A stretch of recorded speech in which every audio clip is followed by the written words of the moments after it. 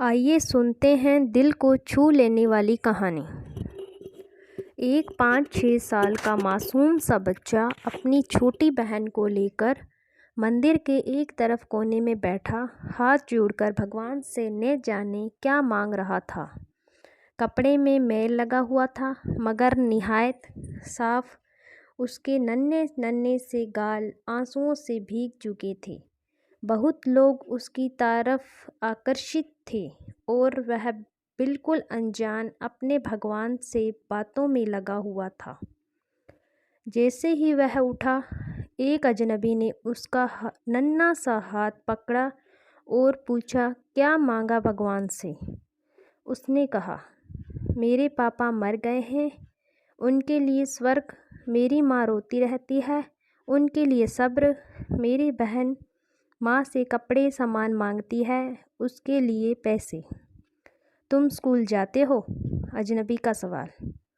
हाँ जाता हूँ, उसने कहा। किस क्लास में पढ़ती हो? अजनबी ने पूछा।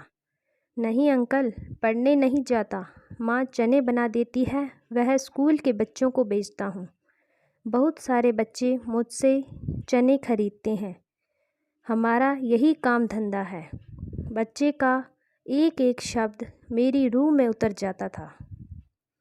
तुम्हारा कोई रिश्तेदार? न चाहते हुए भी अजनबी बच्चे से पूछ बैठा। पता नहीं, माँ कहती है गरीब का कोई रिश्तेदार नहीं होता। माँ झूठ नहीं बोलती। पर अंकल, मुझे लगता है मेरी माँ कभी कभी झूठ बोलती है।